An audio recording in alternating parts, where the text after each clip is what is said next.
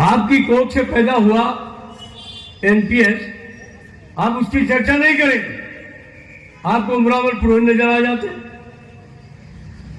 तो ये चीजें उचित नहीं है, इस तरीके का माहौल बनाना ठीक नहीं। जो हकीकत है उसका बयान करिए। हमारे मुद्दे हैं और आप मुद्दा विहीन है।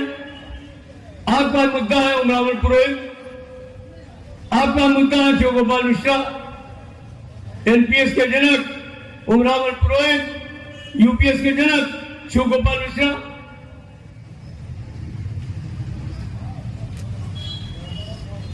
अगर हम ही लोग जनक हैं तो तुम क्या कर रहे हो? बंद करो अपनी दुकान। अगर हम जनक हैं और तुम कुछ कर ही नहीं पा रहे हो तो मैंने ऐसा क्यों कर? हमने संकल्प लिया था कि नहीं लिया था कि अगला साल जो होगा वो संघर्ष का साल होगा और पूरा का पूरा साल जो है वो पुरानी पेंशन बहाली के लिए समर्पित होगा। ये हमने निर्णय लिया था या नहीं लिया था? हाँ, लिया था ना? हाँ। और उसके बाद 21 जनवरी को दिल्ली में एक अधिवेशन करके हमने तमाम केंद्र सरकार के कर्मचारियों को, राज्य सरकार के कर्मचारियों को, निगम के कर्मचारियों को, ऑटोनोमस बॉडी के कर्मचारियों को, 36 संगठनों को एक साथ एक मंच पर ला करके joint forum for restoration of old pension scheme का निर्माण किया, जिनमें एक ये भी शामिल था जो कभी लड़े नहीं, लेकिन हमने कहा नहीं, लड़े या ना लड़े लेकिन साथ रखने देंगे। इनका किरदार बाद में सामने आ जाएगा। आपने 1 करोड़ पूरे देश से तमाम लोगों ने प्रतिवेदन भारत सरकार के राष्ट्रपति माननीय द्रौपदी मुर्मू जी को भेजने का काम किया ऑनलाइन, और ऑल इंडिया रेलवे फेडरेशन की अफिलिएटेड यूनियंस ने अपने अखबार वाले से, दूध देने वाले से, बनियों से, आम आदमी से इस प्रतिवेदन को भिजवाने का काम किया और खुशी खुशी भेजा उन्होंने। अखबार वाले ने कहा कि अगर ये पेंशन बंद हो जाएगी आपकी तो आप जो है वो अखबार नहीं लेंगे।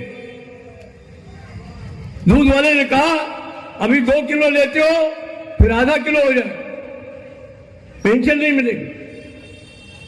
बनिया ने कहा राशन कम हो जाएगा, इसलिए हमारा भी उसमें हिस्सा। अल्टीमेटली ये सब काम आपने किया। कभी आपने ये जो दूसरे साथी हैं उनको ये सब करते हुए देखा? इन्होंने कोई प्रतिवेदन दिया? मैं पूछना चाहता, बताइए ना। नहीं दिया। साथियों को मालूम नहीं, हमको लगता एक भी नहीं दिया, सारे नहीं हो। आपने यूनिट लेवल पे प्रदर्शन किए, आपने राज्य में, आपने अपने कलेक्टर के यहां प्रदर्शन किए, आपने राज्य की राजधानी में प्रदर्शन किए। मैं भी आपके एक प्रदर्शन में यहां शामिल हुआ।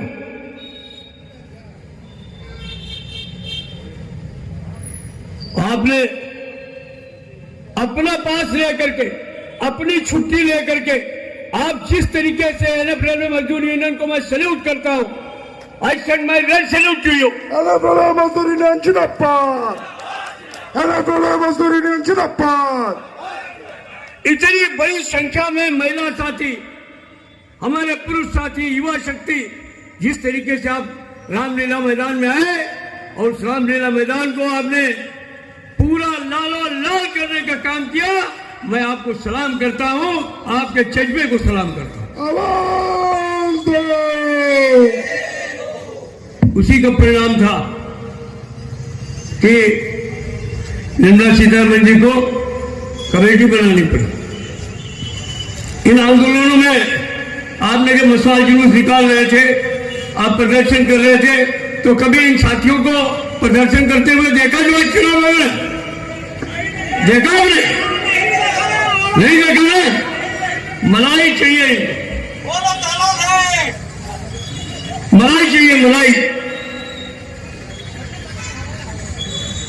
हमेशा यही करते हैं, 60 में वही किया, 68 में वही किया, 74 में वही किया। चर्चा बेटा सूली पे भला करे भगवान, शुरू में लगे रहते हैं, हाँ हम भी लड़ेंगे, हम भी लड़ेंगे, और जब लड़ाई होने लगती है तो धीरे से वो पटरा लगा करके और पटरे को धीरे से खींच लेते हैं। Shem Shem Shem Shem.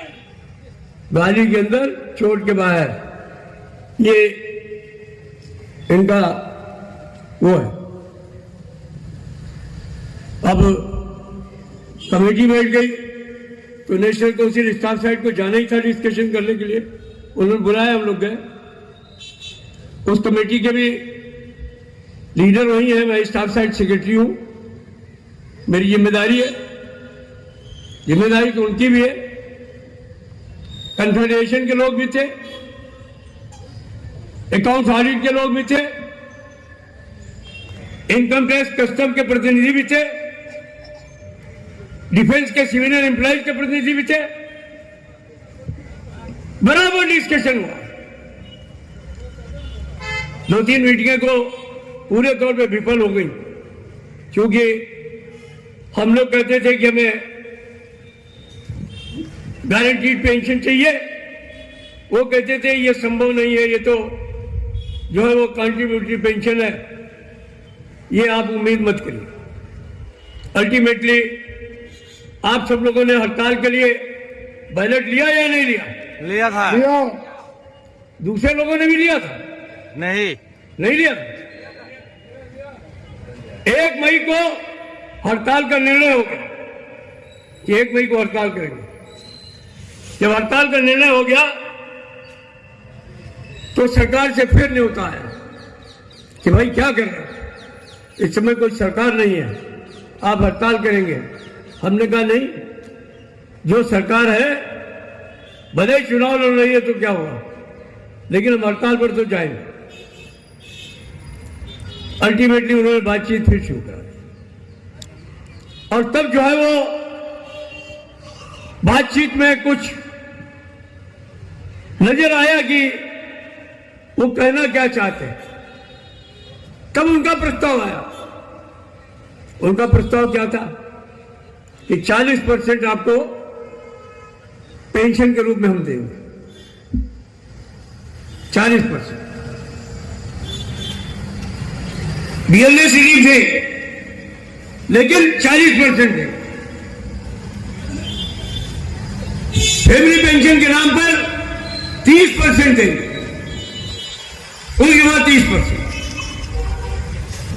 और मिनिमम पेंशन के नाम पर उसके बाद कितना देंगे? 5%।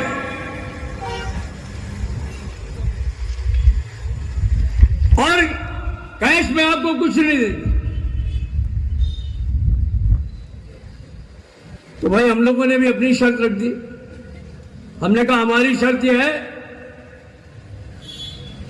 कि हम 50% जो सैलरी है, जो ओपीएस में लोगों को मिलती है, सैलरी का 50% और महंगाई राहत मिला करके अगर हमें आप नहीं देते हैं तो हमारा आपका कोई समझौता नहीं होगा। यही हमारी लक्ष्मण रेखा है, आपको समझ लेना चाहिए। 40-40% पे कोई समझौता नहीं हो सकता। और हम लोगों ने यह भी कह दिया कि ये जो 30% आप पेंशनर के मरने के बाद उसके परिवार को दे रहे हैं, तो हम उनको भूखा मरते हुए नहीं छोड़ सकते। 60% से कम पे हम नहीं माने।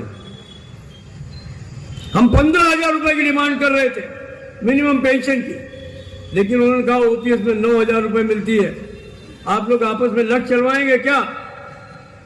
फिर भी 10,000 रुपए पर जाकर के समझौता हुआ।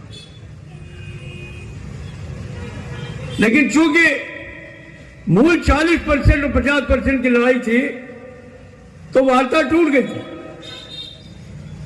हम लोगों ने कहा कि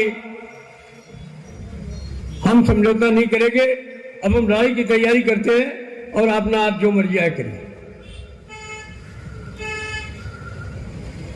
मुझे नहीं मालूम उसके बाद क्या हुआ, लेकिन 21 अगस्त को एक फरमान आया जिसमें कहा गया कि माननीय प्रधानमंत्री जी बात करना चाहते हैं। तो 24 अगस्त को हम लोग गए वहां मिलने के लिए, और जब वहां गए तो माहौल थोड़ा बदला हुआ था। प्रधानमंत्री जी आए, उन्होंने बड़े सहज भाव से कहा कि भाई हमको मालूम हो गया है कि आप लोग क्या चाहते हैं। मैंने इनसे बोल दिया है कि जब 40% आप दे रहे हो तो 50% में क्या प्रॉब्लम है, क्यों लाई रहे हो। तो प्रधानमंत्री ने ये बोल दिया, उन्होंने कहा कि हमने आपकी सब मांगे मांगी, तो हमारे पास में विकल्प भी नहीं था कोई। इससे पहले एक दिन बात हो भी चुकी थी, यही फाइनेंस सेक्रेटरी जो उसके चेयरमैन थे, उन्होंने कहा कि आपको ओपीएस से इतना प्यार क्यों है। तो हम उनको कह चुके थे हमको ओपीएस से प्यार नहीं है, ओपीएस के जो फीचर्स है उनसे प्यार है, जो ओपीएस में मिल रहा है उससे हमको प्यार है। Comece como Meshad Jinabad. जिंदाबाद जिंदाबाद Comece como Meshad Jinabad. जिंदाबाद जिंदाबाद।